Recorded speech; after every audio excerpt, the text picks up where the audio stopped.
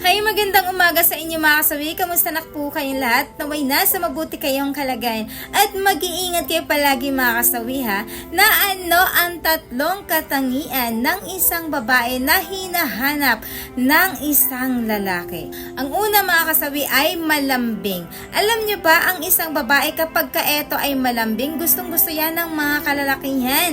Kasi mas clingy ang isang babae, ay mas mabilis silang ma-inlove sa isang babae kapag ganito, hinahanap-hanap talaga nila ito.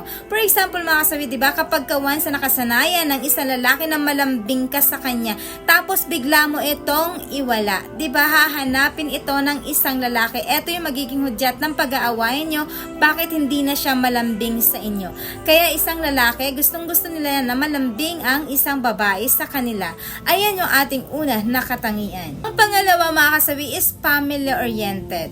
Bakit nga ba gustong-gusto ng mga kalalakihan family-oriented ang isang babae? Alam nyo ba kung bakit? Kasi mas doon nila napipil na magiging maganda ang kanilang relasyon kasi mabait sa pamilya ang isang babae at ibig sabihin mas mabuti siyang magiging ina ng mga anak mo at higit sa lahat magiging mabuti siyang asawa para sa'yo kapag ang isang babae ay family-oriented. Yan yung mga gusto ng mga kalalakihan.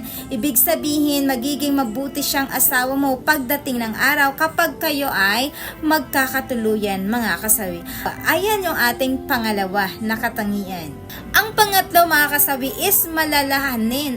Bakit nga ba gustong-gustuhan ng mga kalalakihan na malalahanin ang isang babae?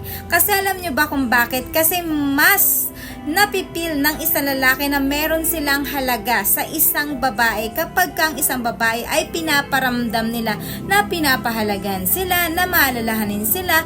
Yun talaga bang pinaparamdam mo sa kanya yung pag-aasikaso mo sa isang lalaki. So yung ending, mas gustong gusto nila yon, mas mabilis at mabilis silang may i-inlove sa isang babae kapag kaeto yung mga katangian ng isang babae na hinahanap nila.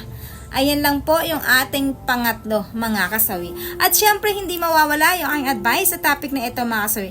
Bakit nga ba napaka-importante sa mga kalalakihan ang ganitong katangian? Kasi para naman masabi nila sa sarili nila na kapag ka naging mag-asawa na kayo ay secured na siya kapag ka ganito ang kanyang babae na mapapangasawa.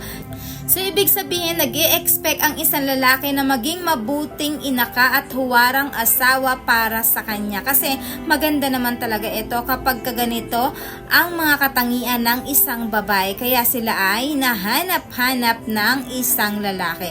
Kaya kailangan kapag kaganito yung pinakita ng isang babae sa isang lalaki, ay kailangan i-maintain nyo ito mga kababaihan. Huwag kayong magbabago kapag kayo ay magsasama na at mag-asawa na kahit pa kayo ay magkaroon ng anak, para naman hindi pagsisihan ng isang lalaki na ikaw yung kanyang ginawang may bahay. Yan lamang po mga kasawi yung aking advice. Maraming salamat sa patuloy na pagsuporta niyo sa akin, sa walang sawang pag-share at pag-comment. Sa mga hindi pa po nakapag-subscribe, pwede na kayo mag-subscribe, pwede na rin kayo mag-follow para updated kayo sa topic ko araw-araw. Magandang umaga mga kasawi. Mahal kayo ng inyong advice.